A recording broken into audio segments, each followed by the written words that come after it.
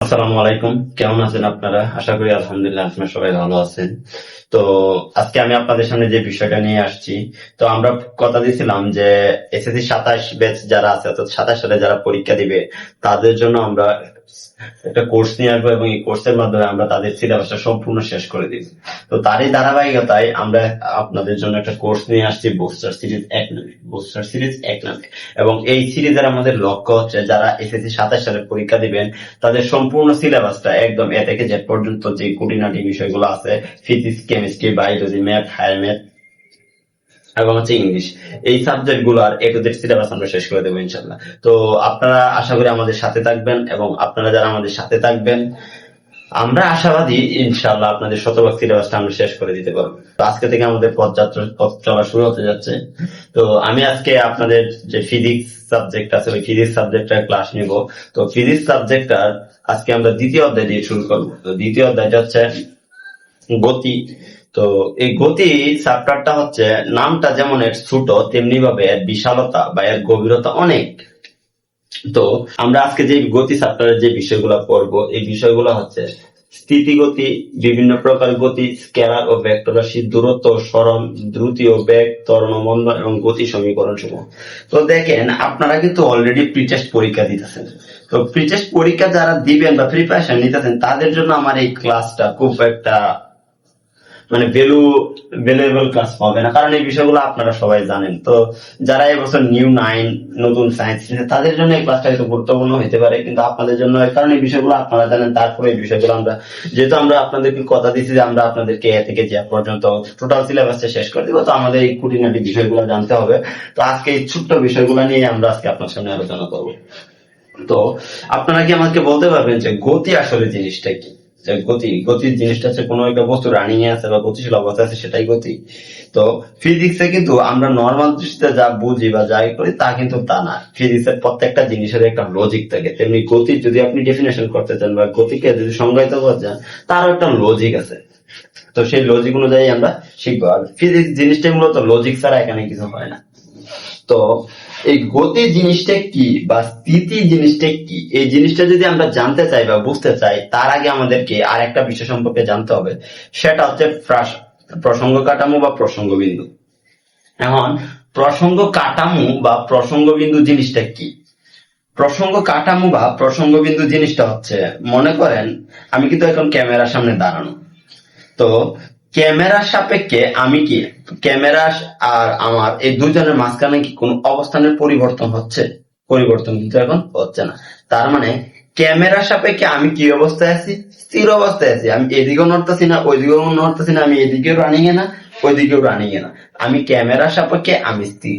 অর্থাৎ প্রসঙ্গ বিন্দু বা প্রসঙ্গ কাঠামোটা হচ্ছে যেই বিন্দুটার সাপেক্ষে একটা বিন্দুর অবস্থান নির্ণয় করা হয়, অর্থাৎ ওই বিন্দুটা গতিশীল অবস্থায় আছে নাকি স্থিতিশীল অবস্থায় আছে ওই অবস্থানটা নির্ণয় করা হয়, তখন ওই বিন্দুটাকে বলে কি? প্রসঙ্গ কাঠামো। সাপোজ উদাহরণটা দিলাম যে ক্যামেরার সাপেক্ষে আমি কি অবস্থায় আছি? স্থিতিশীল অবস্থায় আছি। তার মানে ক্যামেরাটা হচ্ছে প্রসঙ্গ কাঠামো আর আমি হচ্ছে কি? স্থিতিশীল অবস্থায় আছি বা স্থির আছি। আমি এই অবস্থায় থাকাটা হচ্ছে স্থির, আমি স্থির অবস্থায় আছি। আর এই অবস্থাটা বজায় রাখাটাকে বলে স্থিতিশীল। তেমনি ভাবে ক্যামেরার সাপেক্ষে আমি দেখি গতিশীল, ক্যামেরার সাপেক্ষে আমি গতিশীল। তার মানে ক্যামেরার সাপেক্ষে আমি কি অবস্থা আছি? গতিশীল অবস্থা আছি। এই অবস্থাটাকে বলে গতি। তো আমি আশা করি আপনারা স্থিতি এবং গতি জিনিসটা বুঝতে পারছেন এবং প্রসঙ্গ কাঠামো সম্পর্কে ক্লিয়ার ধারণা হয়েছে। তো এখন আমরা যে বিষয়টা আলোচনা করব, বিভিন্ন প্রকার গতি। আসলে এই গতিটা কয় রকম হইতে পারে? গতিটা কয় রকম হইতে পারে আপনারা বলতে পারবেন কেউ? গতিটা কয় রকম হইতে পারে? তো গতিটা মূলত 5 প্রকার হয়। গতিটা কয় প্রকার হয়? গতিটা 5 প্রকার হয়। গতিটা কি কি? এই 5 প্রকার গতি কি কি? 1 নম্বর গতিটা হচ্ছে সরল রৈখিক গতি, ঘূর্ণন গতি, চলন গতি, পর্যায়বৃত্ত গতি বা স্পন্দন গতি। এই 5 প্রকার গতি আছে। এই 5 প্রকার গতি নিয়ে আমরা আলোচনা করব। এখন জিনিসটা হচ্ছে গতি তো আমরা বুঝলাম যে প্রসঙ্গ কাঠামোর সাপেক্ষে যদি কোনো বস্তু গতিশীল অবস্থায় থাকে সেটা হচ্ছে গতি। তো সরল রৈখিক গতিটা কি?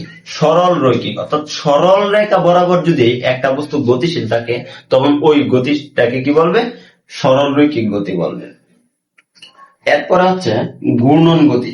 ঘূর্ণন গতি জিনিসটা কি? অর্থাৎ একটা বিন্দুকে কেন্দ্র করে যখন একটা বস্তু ঘুরতে থাকবে, একটা বিন্দুকে কেন্দ্র করে যখন একটা বস্তু ঘুরতে থাকবে, ওই গতিটাকে আমরা বলবো কি? ঘূর্ণন গতি বা সার্কুলার মোশন। এরপর হচ্ছে যেমন ঘূর্ণন গতির একটা উদাহরণ দিতে পারেন বৈদ্যুতিক ফাঁকার গতি, বা হাতে যে আমরা ঘড়ি ইউজ করি ওই ঘড়ির কাটার গতি, এগুলো কি গতি? ঘূর্ণন গতি। এটা একটা বিন্দুকে কেন্দ্র করে কি করে ঘুরতে থাকে। এরপর আসি চলন গতি। চলন গতি জিনিসটা কি?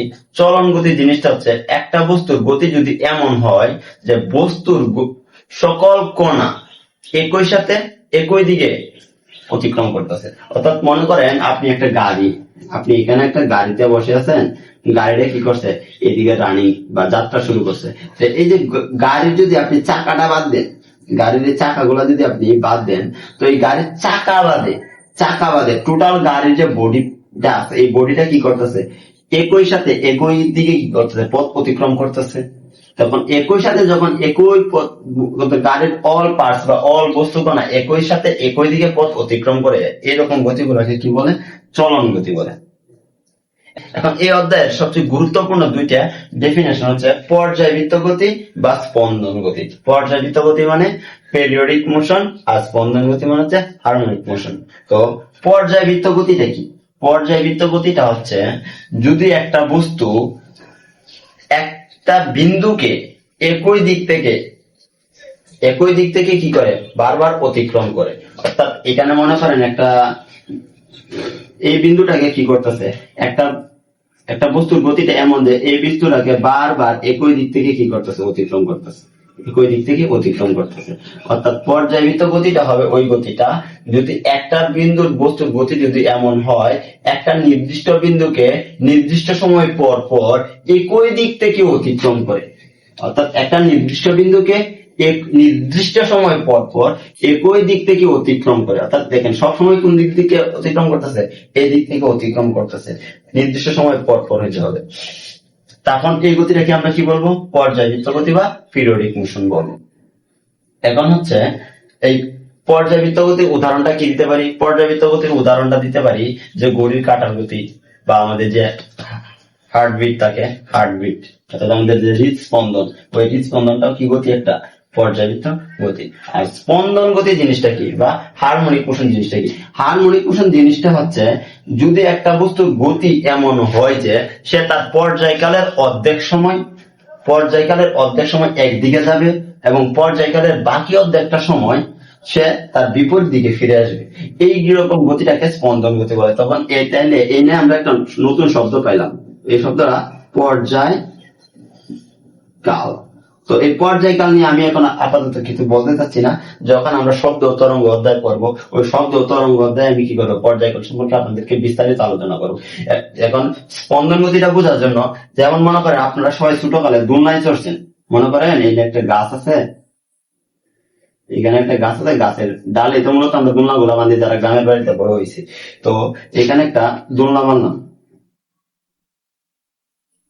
এখন এই দোলনাটা কি করবে?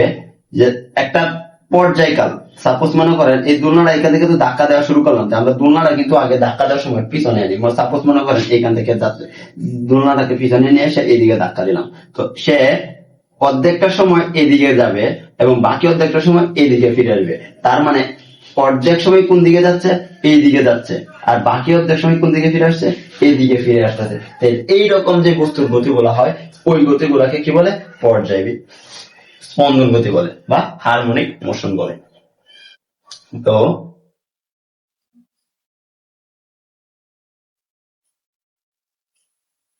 এখন এখানে কিছু জ্ঞানমূলক বা অনুধাবনমূলক প্রশ্ন আছে যে পৃথিবীর গতিটা আসলে কি ধরনের গতি?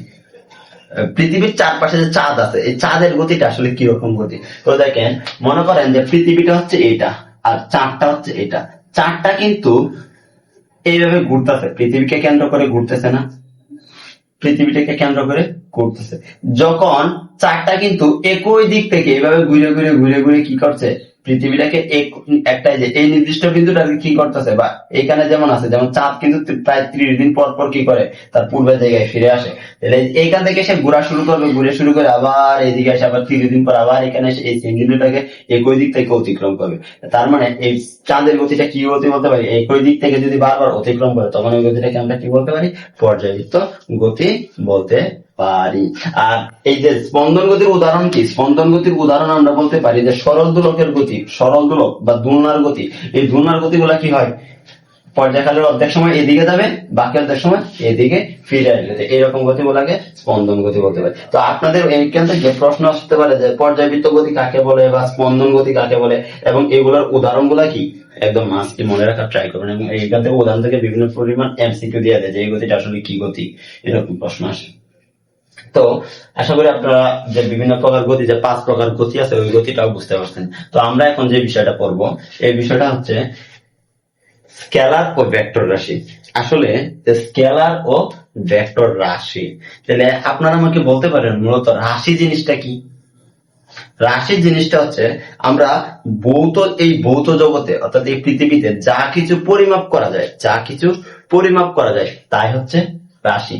সাপোজ মনে করেন যে আমি আজকে 2 থেকে 3 কিলোমিটার দূরত্ব অতিক্রম করলাম, তার মানে দূরত্বটা কি করা যায়, মাপা যায়, তার মানে দূরত্ব হচ্ছে একটা রাশি। এমন মনে করেন আমি আজকে অনেক কষ্টে আছি, অনেক কষ্টে, তো এই আমার কষ্টটা কি আপনি মাপতে পারতেছেন, বা আমার ফিলিংসটা কি আপনি মাপতে পারতেছেন, মাপতে পারতেছেন না। তার মানে আমার যে ফিলিংসটা বা আমার দুঃখটা বা আমার সুখটা আছে, এই সুখটা কিন্তু মাপা যাচ্ছে না, তার মানে এটা কি না, রাশি না। আর আপনি কতটুকু জায়গা অতিক্রম করছেন, কতটুকু জায়গা হাঁটাচলা করছেন, এই যে জিনিসগুলা মাপা যায় বা ওজন করা যায়, এই জিনিসগুলা হচ্ছে কি রাশি, রাশি। তাহলে এখন কথা হচ্ছে স্কেলার রাশি আর ভেক্টর রাশি জিনিসটা কি। স্কেলার রাশি জিনিসটা হচ্ছে যে সকল রাশি পরিমাপ করার জন্য, যে সকল রাশি পরিমাপ করার জন্য বা মাপার জন্য মানের প্রয়োজন শুধু। স্কেলার রাশিটা কি, স্কেলার রাশিতে শুধু কি প্রয়োজন, মানের প্রয়োজন। স্কেলার রাশিতে শুধু মানের প্রয়োজন, দিকের প্রয়োজন নাই। স্কেলার রাশিতে কি থাকবে, শুধু স্কেলার রাশিতে কি থাকবে, শুধু মান হলেই হয়ে যাবে। স্কেলার রাশিতে মান লাগবে আমাদের। যেমন এটার উদাহরণ আমরা কি দিতে পারি, এটার উদাহরণ দিতে পারি আমরা তাপমাত্রা। তাপমাত্রা মাপার জন্য কি আমাদের দিকের প্রয়োজন হয়, আমরা দৈর্ঘ্য মাপতে পারি, আমরা ভর মাপতে পারি। ভর মাপার জন্য কি আমরা বলি যে ওইদিকে এটার বড়ত্ব কেজি, ওইদিকে এরকম কিছু কিছু বলি। তার মানে যেই সকল রাশি মাপার জন্য শুধুমাত্র মান হলেই হয়, ওই মানগুলাই হচ্ছে আমাদের স্কেলার রাশি, এবং এগুলার দিকের প্রয়োজন হয় না। আর ভেক্টর রাশি হচ্ছে যেই রাশিগুলা পরিমাপ করার জন্য আমাদের মান এবং দিক, ভেক্টর রাশি যে রাশিগুলা পরিমাণ করার জন্য আমাদের মানও লাগবে ও দিকও লাগবে, এই রাশিগুলো হচ্ছে আমাদের কি রাশি, ভেক্টর রাশি। এটার ভেক্টর রাশি, তার মানে আমরা উদাহরণ দিতে কি কি দিতে পারি, আমরা সরণ দিতে পারি, আমরা ত্বরণ দিতে পারি, আমরা বেগ বলতে পারি। এই জিনিসগুলা কি রাশি, এই জিনিসগুলা ভেক্টর রাশি। তার মানে আশা করি এটা বুঝতে পারছেন যে স্কেলার রাশি আর ভেক্টর রাশি। স্কেলার রাশি প্রকাশ করার জন্য মান হলেই হয়, ভেক্টর রাশি প্রকাশ করার জন্য মান ও দিক দুইটারই প্রয়োজন হয়। এবং এটির উদাহরণগুলো যে আছে, উদাহরণগুলো ভালো করে মনে রাখবেন। তো এরপরে আমরা যে বিষয়টা নিয়ে আলোচনা করতে পারি, দূরত্ব ও সরণ। দূরত্ব ও সরণ একটা ইম্পর্টেন্ট টার্ম, এবং এই জিনিসগুলা দেখেন মনোযোগ দেন, আশা করি ক্লিয়ার হয়ে যাবে। তো দূরত্ব,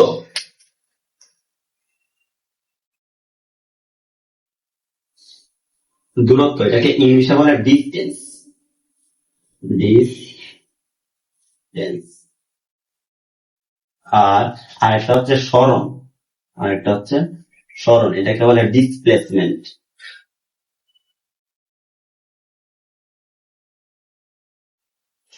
তো এখন দূরত্ব বা ডিসপ্লেসমেন্ট জিনিসটা কি, মনে করেন আপনার বন্ধু, মনে করেন আপনার বন্ধুর বাড়ি এটা,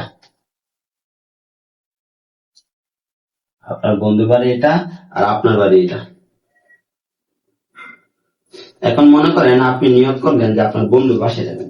তো বন্ধুর বাসায় যাওয়ার জন্য আপনি কি করলেন, এখান থেকে যাত্রা শুরু করে এখানে গেলেন একবার, এখান থেকে এখানে, এখান থেকে এখানে, এখানে এখানে এখানে এখানে এভাবে গেলেন বন্ধুর বাড়ি। তাইলে আপনি টোটাল এভাবে যাইতে গিয়া আপনি টোটাল মনে করেন যে মনে করেন 500 মিটার জায়গা কভার করছেন, 500 মিটার জায়গা হাইটে গেছেন। তাইলে আপনার বাড়ি থেকে বন্ধুর বাড়ি যাইতে আপনি কতটুকু জায়গা কভার করছেন? আপনি 500 মিটার জায়গা কভার করছেন। তার মানে আপনার দূরত্ব হচ্ছে 500 মিটার। আপনার দূরত্ব কত? 500 মিটার। আর আপনি যদি বন্ধুর বাড়ি থেকে আপনার বাড়ি থেকে বন্ধুর বাড়ি যদি সোজাসুজি মাপেন, সাপোজ মনে করেন সোজাসুজি হলো 100 মিটার সাপোজ, তার মানে আপনার বাড়ি থেকে বন্ধুর বাড়ির দূরত্ব কত? 100 মিটার। তার মানে বা যে কোনো একটা দিকে হবে। তার মানে এই যে এই 100 মিটারটা হচ্ছে অর্থাৎ আদি বিন্দু থেকে শেষ বিন্দু পর্যন্ত যে সোজা দূরত্ব বা সরলরৈখিক বরাবর যে দূরত্বটা, এই দূরত্বটাকে আমরা কি বলি? এই দূরত্বটাকে বলি আমরা সরণ। আর যে ঘুরায় পেঁচায় আপনি কতটুকু জায়গা অতিক্রম করে গেছেন, ওই টোটাল জায়গাটা হচ্ছে কি? দূরত্ব। টোটাল জায়গাটা হচ্ছে দূরত্ব। তাহলে সরণ, সরণ ডিসপ্লেসমেন্ট আর দূরত্বকে ডিসটেন্স বলে, কিন্তু সরণ প্রকাশ করে এস দিয়া, প্রকাশ করে কি দিয়া? এস দিয়া। আর দূরত্বকে প্রকাশ করে ডি দিয়া, ডি দ্বারা। সরণের একক যেহেতু দূরত্বের একক বা দৈর্ঘ্যের একক, এটার একক কি? মিটার। আর দূরত্বের একক মিটার। দেখেন দূরত্বের জন্য কি নাই? দূরত্বের জন্য কোনো কিন্তু দিক নেই, যেভাবে ইচ্ছে এইভাবে গেছেন। তার মানে দূরত্বটাকে আমরা বলতে পারি কি রাশি? স্কেলার রাশি। আর সরণ, সরণটা যে কোনো একদিকে মনে করেন যে পূর্ব দিকে বা পশ্চিম দিকে আপনার বন্ধু, আপনার বাড়ি থেকে বন্ধুর বাড়ির দূরত্ব পূর্ব দিকে বা পশ্চিম দিকে 100 মিটার। তার মানে আপনি যদি এখান থেকে থাকেন, আপনি যদি পশ্চিম দিকে সোজা 100 মিটার যাত্রা শুরু করেন, ওইখানে যে আপনি কি পাবেন? বন্ধুর বাড়ি পাবেন। তাহলে সরণ হচ্ছে একটা কি রাশি? স্কেলার ভেক্টর রাশি। এখন আসি যে এখন আরেকটা জিনিস বলছে যে দ্রুতি ও বেগ, দ্রুতি ও বেগ।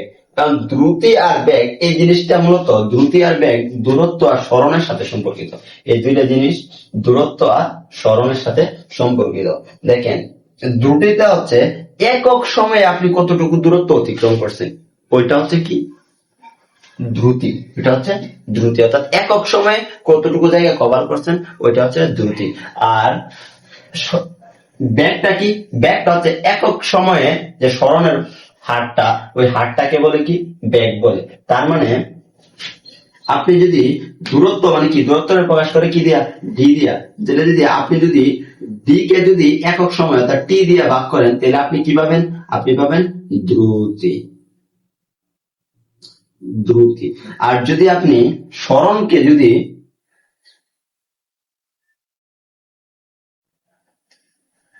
ব্যাগ বের করতে যান, তাহলে সরণকে এস কে কি দিয়ে ভাগ করতে হবে? টি দিয়ে বের করতে হবে। তার মানে দ্রুতি জিনিসটা কি? দ্রুতি জিনিসটা হচ্ছে একক সময়ে দূরত্বের হারকে কি বলবে? দ্রুতি বলবে। আর একক সময়ে সরণের হারকে কি বলবে? ব্যাগ বলবে। তাহলে ব্যাগ, ব্যাগ সরণ মানে কি? সরণের একক কি? আমরা ব্যাগের এককটা নির্ণয় করি। সরণের একক হচ্ছে মিটার বা দূরত্বের একক হচ্ছে মিটার। আর সময়ের একক কি? সেকেন্ড। তার মানে ব্যাগের একক হচ্ছে এম এস ইনভার্স 1। আর এটাও সেম, দূরত্বের একক হচ্ছে মিটার, সময়ের একক হচ্ছে সেকেন্ড। তার মানে এটার একক হচ্ছে মিটার পার সেকেন্ড। আশা করি আপনারা ব্যাগ আর সরণ নিয়ে, দ্রুতি আর বেগ নিয়ে বুঝতে পারছেন। দ্রুতি একটা কি রাশি? দ্রুতির জন্য কি প্রয়োজন? যেহেতু সরণের উপর নির্ভরশীল করতেছে, তার মানে সরণ যেটা একটা ভেক্টর রাশি, তার মানে বেগও একটা কি রাশি? ভেক্টর রাশি। আর দ্রুতিটা কি? দ্রুতিটা হচ্ছে একটা স্কেলার রাশি। এখন আমরা আরেকটা জিনিসে আসি, আরেকটা জিনিস ত্বরণ আর মন্দন। ত্বরণ আর মন্দন জিনিসটা কি? দেখেন ত্বরণ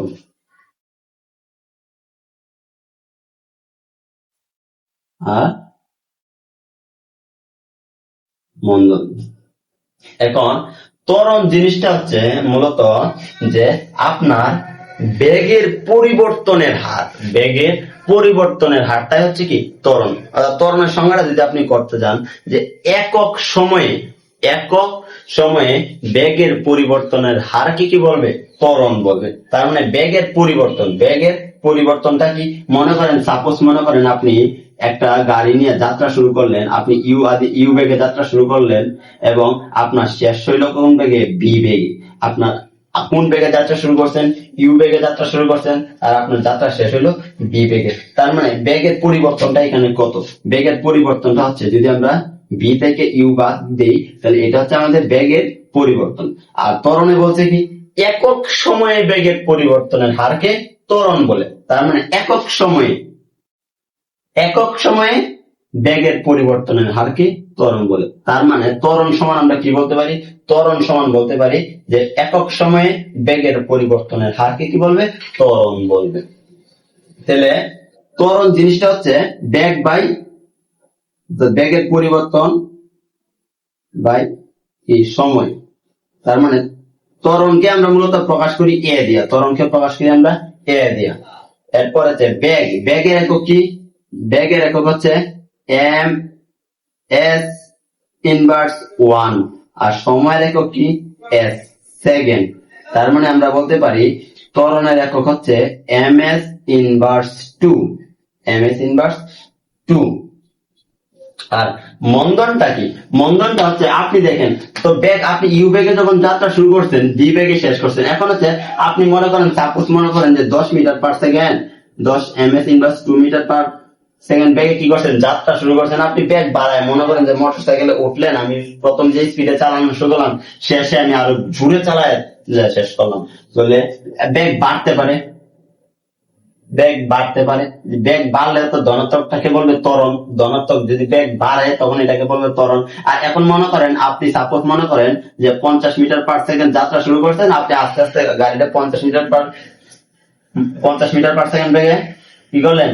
যাত্রা শুরু করলেন এবং 30-এ যায় আপনি শেষ করলেন। তার মানে আপনি বেগ কি কমতেছে, আদি বেগ থেকে শেষ বেগ কমতেছে। অর্থাৎ যদি এই ত্বরণটা যদি ঋণাত্মক হয়, কি হবে? ঋণাত্মক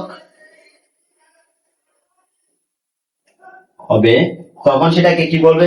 মন্দন বলবে। অর্থাৎ যদি ত্বরণটা যদি ধনাত্মক হয় তখন এটা ত্বরণ, আর যদি ত্বরণটা যদি ঋণাত্মক হয় তখন এটাকে বলবো আমরা মন্দন।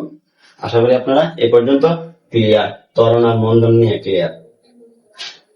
তো এখন আমরা যে বিষয়গুলো দেখব,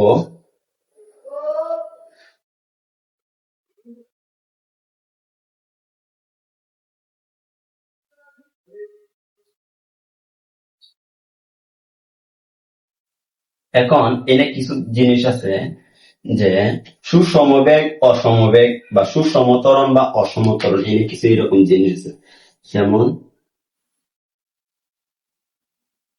সুষম বেগ বা অসম বেগ, সুষম ত্বরণ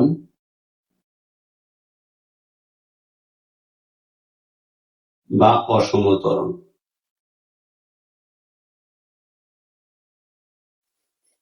এখন সুষম বেগ জিনিসটা কি? সুষম বেগ জিনিসটা হচ্ছে, মনে করেন যে আপনি যাত্রা পথে যে নির্দিষ্ট একটা হারে কি করতেছেন? বাড়তেছেন। মনে করেন যে আপনি প্রথম 5 সেকেন্ডে আপনার বেগ বাড়ছিল 5 ms ইনভার্স 1, 5 মিটার। এই হারে কি করতেছে? আপনার একটা নির্দিষ্ট সময় পর পর একই হারে ব্যাগটা বাড়তেছে, ব্যাগটা বাড়েও না কমে না। যে 5 মিটার পার সেকেন্ড বেগে যে আপনি যাত্রা শুরু করছিলেন, এই বেগে কি করতেছেন? আপনার ব্যাগ নির্দিষ্ট সময় পর পর এই হারেই বাড়তেছে। আর মনে করেন কখনো 5 হইলো, কখনো 3 হইলো, কখনো 7 হইলো, কখনো 8 হইলো। অর্থাৎ বেগ বৃদ্ধির হারটা এক এক সময় এক এক রকম, তখন এটাকে কি বলবে? অসম বেগ বলবে। আর সুষম বেগ কখন বলবে? যখন বেগ বৃদ্ধির হারটা সবসময় একই থাকবে, তখন এটাকে কি বলবে? সুষম বেগ বলবে। তেমনি ভাবে সুষম ত্বরণ জিনিসটা সেম। ত্বরণটা যদি একটা নির্দিষ্ট হারে বাড়তে থাকে সবসময়, এই বেগ বৃদ্ধি, এই ত্বরণ বৃদ্ধির হারটা যদি একই থাকে, তখন এটাকে বলবো আমরা সুষম ত্বরণ। আর যদি বেগ বৃদ্ধির হারটা, ত্বরণ বৃদ্ধির হারটা যদি এক এক সময় এক এক রকম হয়, তখন এটাকে বলবো আমরা অসম ত্বরণ। তো আপনারা আশা করি বুঝতে পারছেন যে ত্বরণ আর মন্দন জিনিসটা। তো আমরা এখন যে বিষয়টা নিয়ে আলোচনা করব, ওই বিষয়টা হচ্ছে গতির সমীকরণ সমূহ। তো তো এই গতির সমীকরণ সমূহ মূলত এই যে এখানে আমি 4টা সূত্র লিখে দিচ্ছি, এই 4টা সূত্র নিয়ে আমরা কাজ করবো এবং 4টা সূত্র নিয়ে আমরা ম্যাথ গুলা করবো। তো এই গতির প্রত্যেকটা সূত্র কিভাবে আসছে এবং এগুলোর প্রমাণ কি, প্রত্যেকটা সূত্র এক একটা লজিক আছে। তো এই লজিক গুলো আমরা পরে দেখবো। যেমন মনে করেন যে v equal to u plus at, এই সূত্রটা কিভাবে আসছে। তো সাপোজ মনে করেন যে আপনি একটা গাড়িতে আছেন, যে গাড়িটা ইউ বেগে যাত্রা শুরু করলো, এ সুষম ত্বরণে 30 সেকেন্ড পর বি শেষ বেগ প্রাপ্ত। এখন সাপোজ মনে করেন এটা মনে করেন যে 15 মিটার পার সেকেন্ড বেগে যাত্রা শুরু করছিল, আর এটা শেষ বেগ কত হয়েছে মনে করেন, সাপোজ মনে করেন 40, শেষ বেগ প্রাপ্ত হয়েছে এবং এই জায়গাটা সে কভার করছে কতটুকু, সাপোজ মনে করেন 10 সেকেন্ড সে কভার করলো। এখন এই ক্ষেত্রে বস্তুটা ত্বরণ কত হইতে হবে, ত্বরণ আমরা ত্বরণই করতে আমরা কি জানি, বেগ পরিবর্তন, বেগের পরিবর্তন কত, বি থেকে ইউ বাদ দিব এবং একক সময়, একক সময়, তারপর ত্বরণটাকে আমরা মূলত এ আকারে লিখতে পারি। তার মানে v equal to u plus কি, এটা যদি আমরা ক্রস গুণ করি তাহলে আমরা বলতে পারি v minus u equal to at, v minus equal to at, আর বি ইকুয়াল টু বলতে পারি আমরা ইউ প্লাস এ। তো প্রত্যেকটা জিনিসের এইভাবে এক একটা লজিক আছে। তো আমি লজিক গুলা নিয়ে এক সম্পূর্ণ ভিডিও বানাবো এবং নেক্সট ক্লাসে আমরা এই সূত্রগুলা দিয়ে ম্যাথ করব। তো এই ক্ষেত্রে দেখেন একটা মজার জিনিস দেখেন, যদি কোনো একটা বস্তু যদি আদিবেগ 0 হয়, কোনো একটা বস্তু যদি আদিবেগ 0 হয়, আদিবেগ যদি 0 হয়, তখন কিন্তু শেষ বেগ কত হচ্ছে, ইউ যদি 0 হয়ে যায় তখন আমরা বি কত বলতে পারি, কি বলতে পারি। আবার দেখেন কোন একটা বস্তুর ত্বরণ যদি ধ্রুব হয়, মানে এ যদি ধ্রুব হয় আর এই ধ্রুব রাশির সামনে যদি ইকুয়াল চিহ্ন থাকে, তখন ওইটা আমরা উঠায় দিয়ে কি করতে পারি, এটা আমরা উঠায় দিয়ে একটা সমানুপাতিক চিহ্ন দিতে পারি। তাহলে এই জিনিসটা দেখেন, কোন একটা